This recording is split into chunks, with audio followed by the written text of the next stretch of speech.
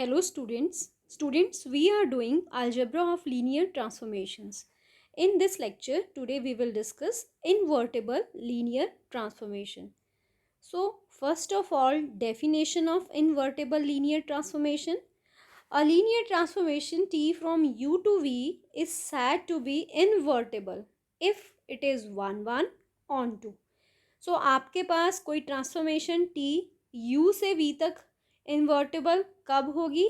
अगर वो 1 1 है और ऑन टू है. ठीक है, सो 1 1 भी ज़रूरी और ऑन टू भी ज़रूरी. Then then the inverse of T is, तो इनवर्स हम कैसे लिख सकते हैं?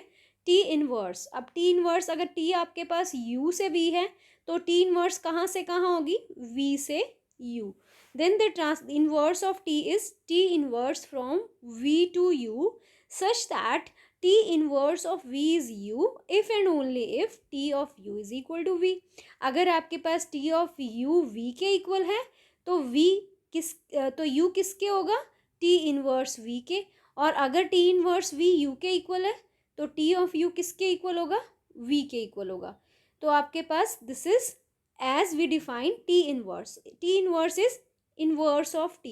So वो ट्रांसफॉर्मेशन जिसका इन्वर्स निकाला जा सके उसको हम बोलते हैं invertible transformation.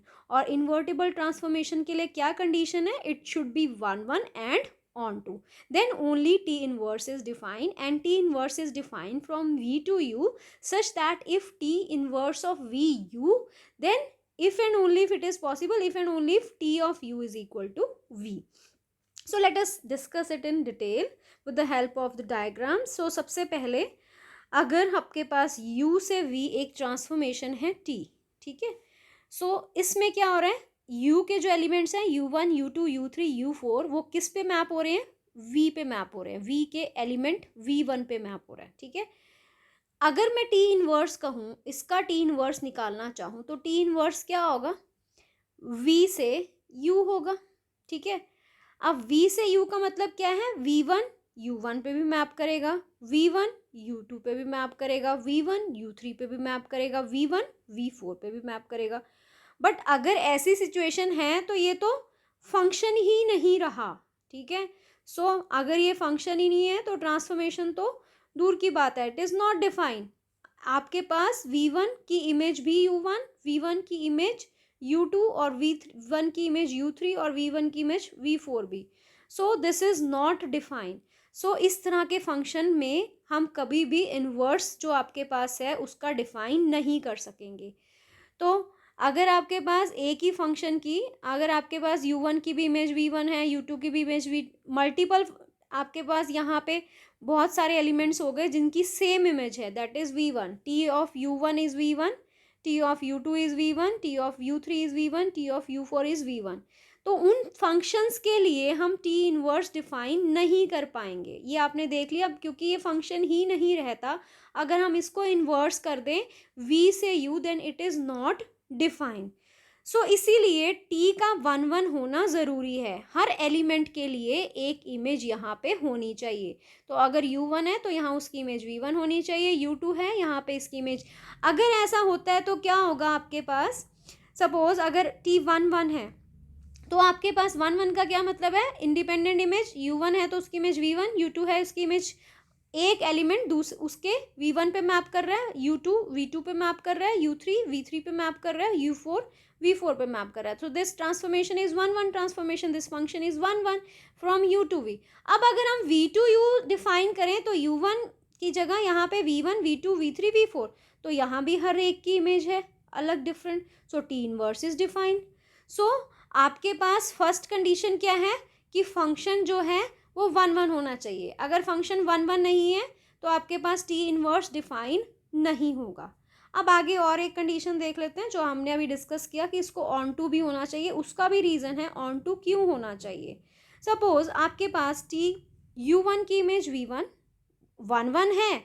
Late us now discuss कि वो ऑन टू भी होना चाहिए. सो 1 1 के लिए U1 की इमेज मिल गई V1, U2 की इमेज मिल गई V2, U3 की इमेज मिल गई V3, U4 की इमेज मिल गई V4 और V5 यहाँ पे रह गया. ठीक है, इसकी कोई प्री इमेज नहीं है. ठीक है, सो this is defined. T is defined. So T as function is defined. This is the transformation from U to V. Let us now discuss what happens when we take T inverse. जब हमने T inverse लिया तो T inverse is function from V to U. ठीक है. सो आपके पास यहाँ पे आ गया V1, V2, V3, V4, V5. Clear.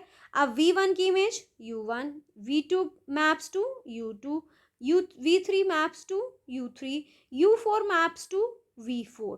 But V5 की तो यहाँ पे कोई इमेज ही नहीं है. सो ये यहाँ पे अनमैप्ड रह गया.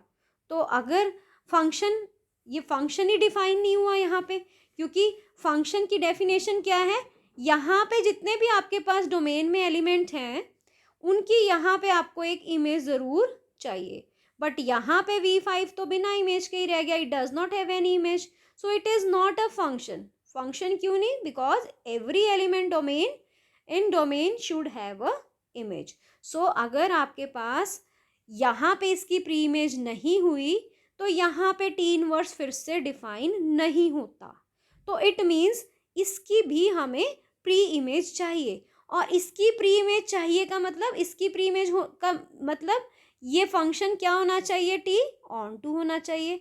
तो ऑन टू की डेफिनेशन यही है, for every element here there exist some element such that T of that element is equal to V5. So these should, all elements should have pre-image, then only T inverse is defined, otherwise T inverse is not defined. So T should be on to also. So 1 होने से काम नहीं चलेगा अगर आपने T inverse को define करना है. So therefore V5 should have a pre-image, so T is on to. So अभी हमने देखा कि अगर आपने T inverse को define करना है तो there should be two condition.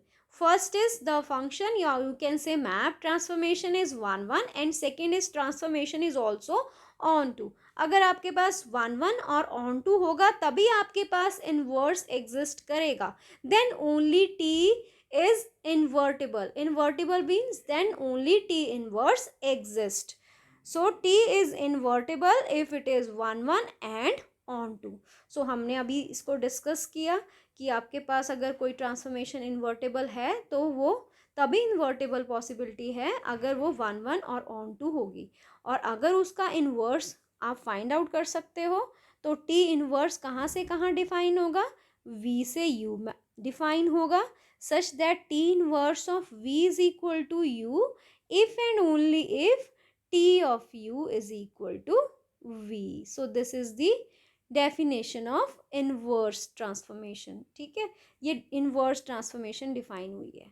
सो अब हमने ये प्रूव करना है कि टी इनवर्स तो हमने बता दिया कि टी अगर हमने इन्वर्टेबल प्रूव करना है तो उसकी दो कंडीशन है कि it should be 1 it should be onto. उसके बाद टी इनवर्स हमने निकाल लिया. अब अगर आपके पास टी लीनियर ट्रांसफॉर्मेशन है तो we will now prove that T inverse is also a linear transformation.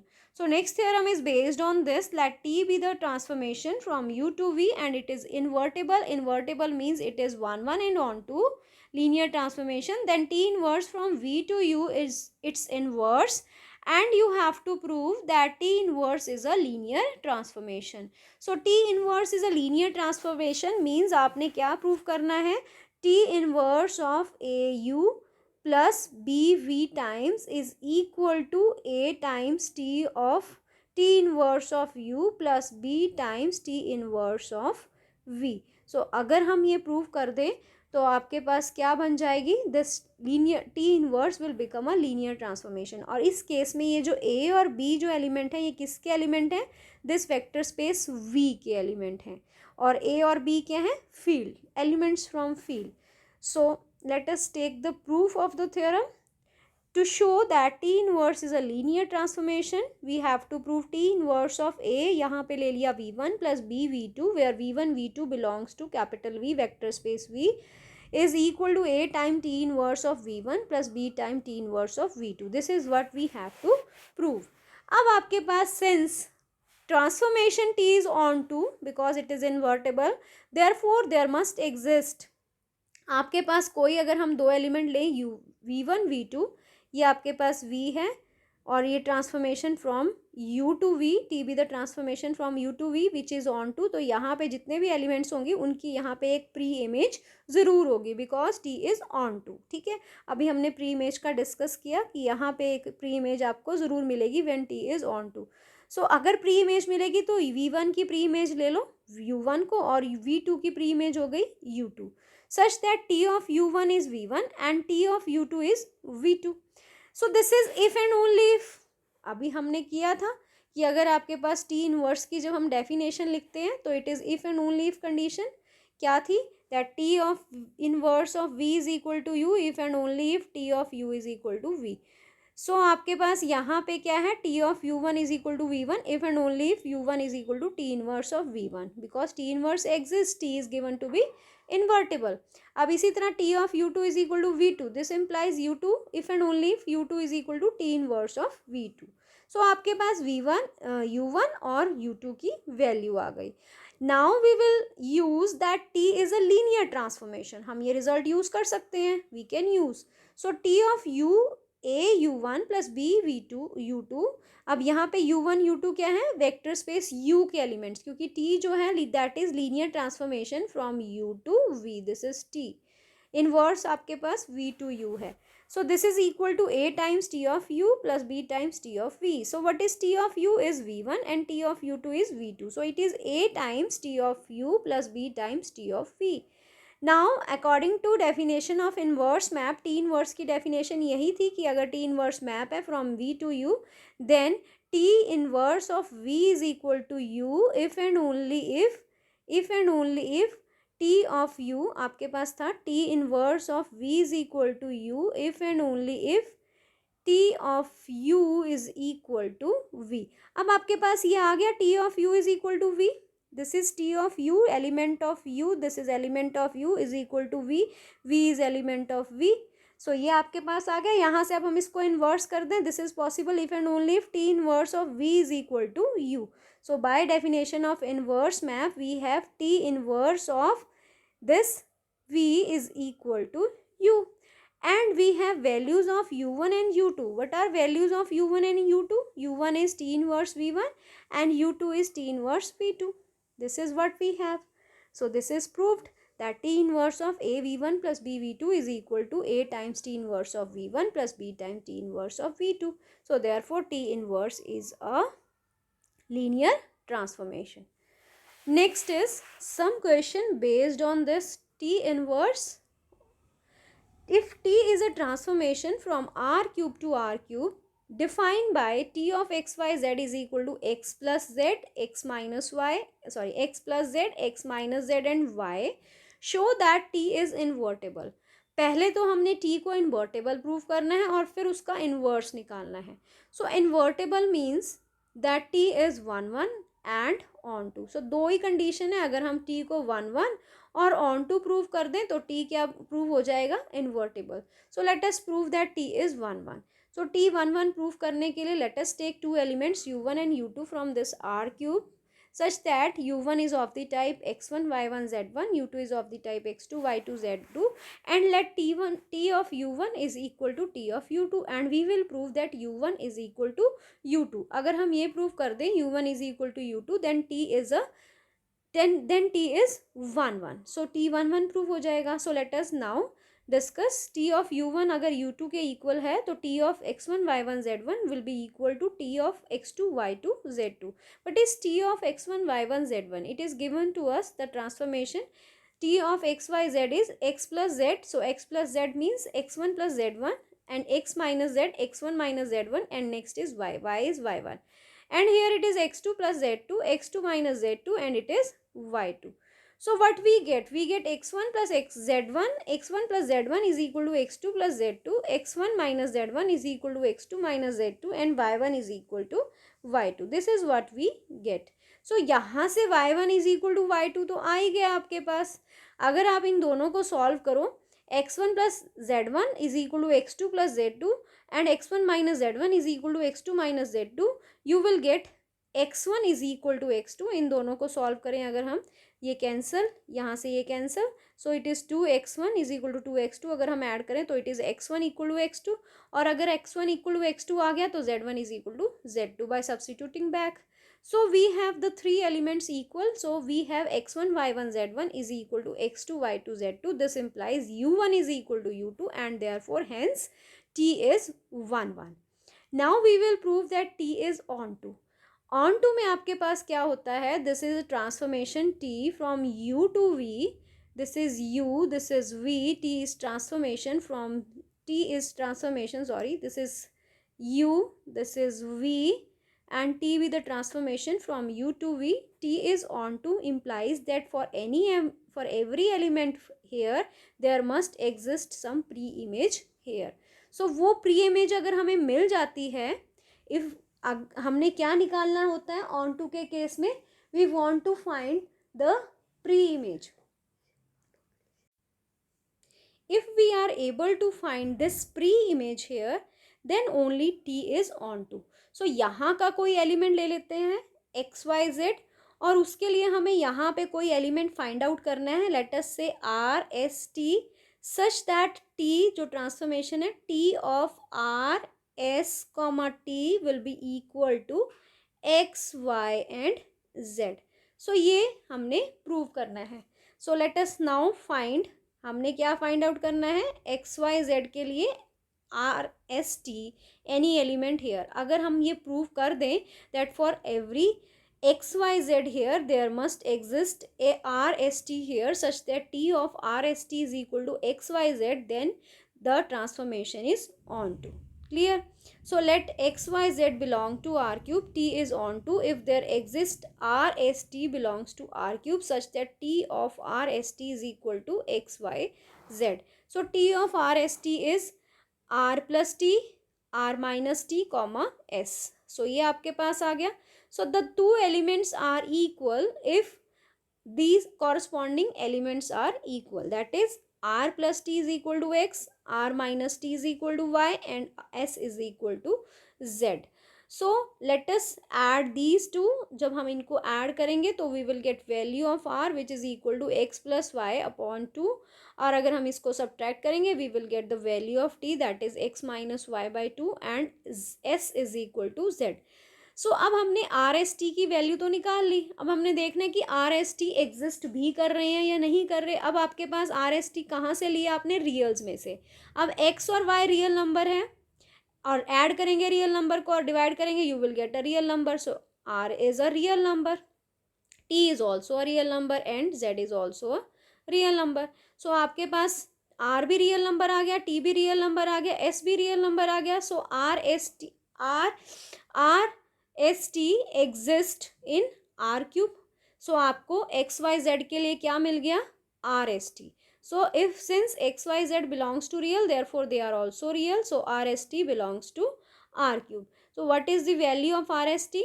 This is X plus Y by two, R की वैल्यू, एस की वैल्यू जेड, और टी की value X minus Y by 2.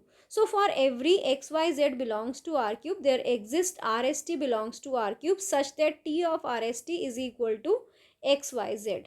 ठीक है, यही लिखा है T of R S T, R की वैल्यू, एस की और टी की value is equal to X Y Z.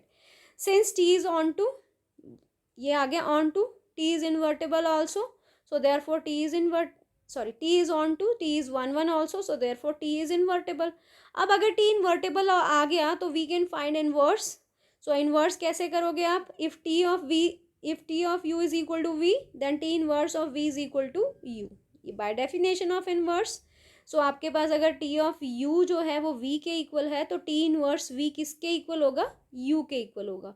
सो वही यहाँ पे यूज किया, T inverse of X Y Z is equal to R X T. So T inverse of X Y Z is equal to what is value of R? R is X plus Y by 2, S is Z, and T is X minus Y by 2. So this is the inverse transformation जो हमने निकालनी थी. तो inverse transformation हमने कहाँ से निकाली है? हमने सिर्फ इसको 1 1 और ऑन टू प्रूव किया. जैसे ही हमने इसको ऑन टू प्रूव किया तो ये इन्वर्टेबल हो गया, और इन्वर्टेबल के बाद हमने इनवर्स की डेफिनेशन यूज कर ली. Clear? Let us now do question number 2. Let t be the transformation from r cube to r cube defined by t of x y z is equal to 3x x minus y, 2x plus y plus z. Show that t is invertible and find t inverse. So सबसे पहले invertible proof करना है. Invertible means we have to show that t is 1 1 and on 2. So first of all we will prove that t is 1 1.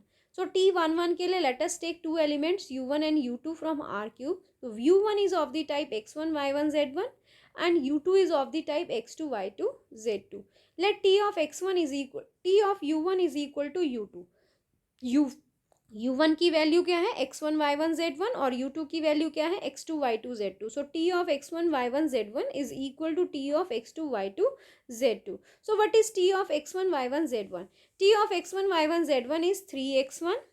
Here it is x1 minus y1. Here it is 2x1 plus y1 plus z1. And what is t of x2 y2 z2? So it is 3x2, x2 minus y2 and 2x2 plus y2 plus z2.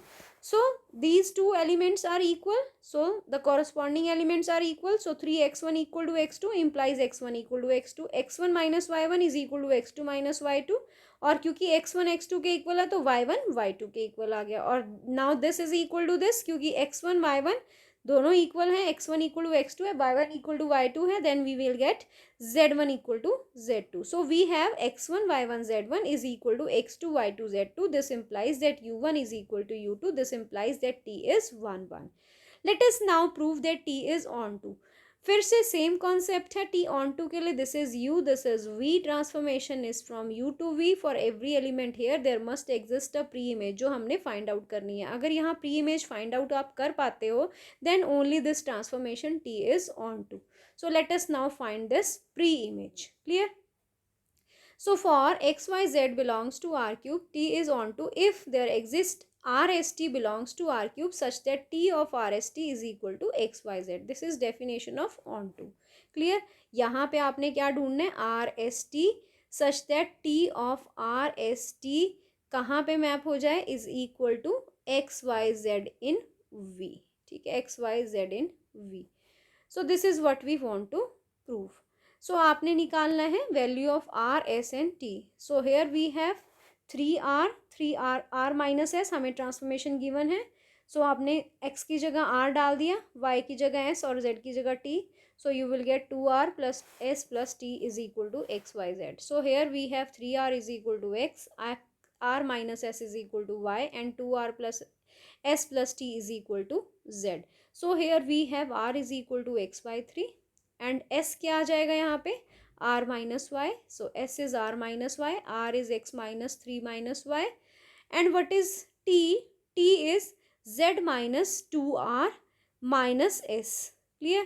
So after solving we get t as z minus x plus y. So for अब आपने ये देखना है क्या are S T exist करते हैं. Exist करने का मतलब ये है कि क्या ये रियल नंबर्स हैं, क्योंकि आपके पास आर क्यूब है उसमें सारे रियल्स हैं. ठीक है? यहाँ पे आर एस टी तभी एग्जिस्ट करेंगे अगर आर एस और टी सारे क्या होंगे? रियल्स होंगे, because this is R cube to R cube. ठीक है? So let us check that these all are reals. अब आपके पास एक्स वाई जेड सारे रियल हैं. So this will imply that RST are also reals for every. Therefore, for x, y, z belongs to R cube, there exists RST belongs to R cube such that transformation of RST is equal to x, y, z. So this is what we have written here. So R की value x by 3, S की value x by 3 minus y और T की value z minus x plus y. So we have transformation of RST is equal to X Y Z. So this will imply that T is onto. हमने अभी prove किया T on to और हमने पहले prove कर दिया था T is 1 1. Therefore T is invertible. Now we can use that definition of transform inverse T inverse. So T inverse की डेफिनेशन आपके पास क्या थी? Transformation from V to U. तो अगर आपके पास T of u is equal to v है then this is possible if and only if t inverse of v is equal to u. So let us now apply that definition. If t of rst is equal to xyz then rst is equal to t inverse of xyz. So t inverse of xyz is rst. r की value x by 3, y s की value x minus 3 minus y और t की value z minus x plus y. So this is the inverse transformation which we want to find. Clear? Next is question number 3rd. Same pattern पे we have to prove that this transformation is invertible and we have to find the inverse transformation. So to prove that this transformation is invertible, we have to show that this is 1 1 and onto. So let us take u1 u2 belongs to r cube, and u1 is of the type x1 y1 z1 and u2 is of the type x2 y2 z2. Let t of u1 is equal to u2 and we will prove that u1 is equal to u2.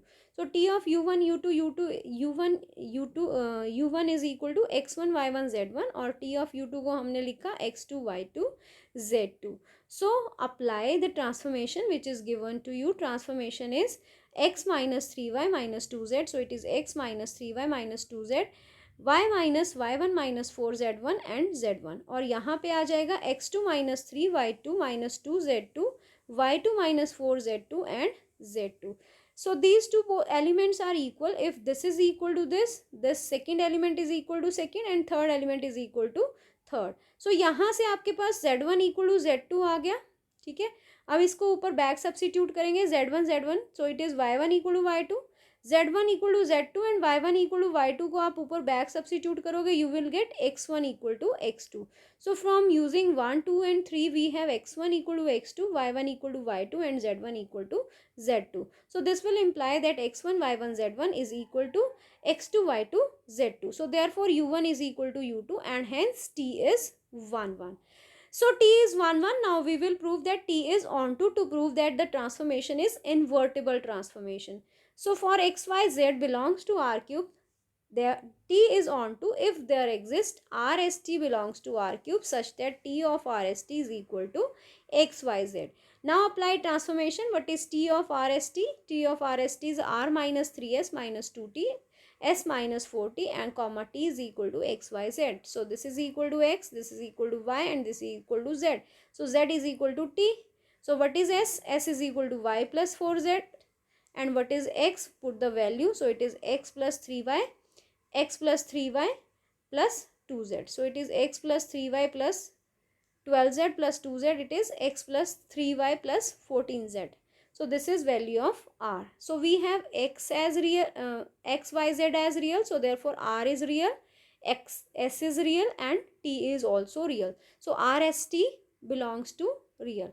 So आपके पास r s t जो टपलेट है, that triplet है, that will belong to r cube.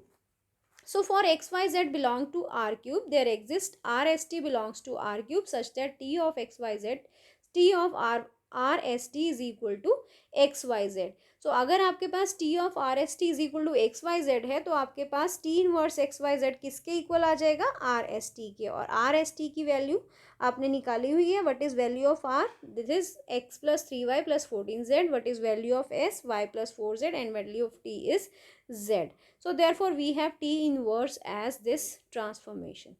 So this is all about today's lecture. So thank you for watching the video.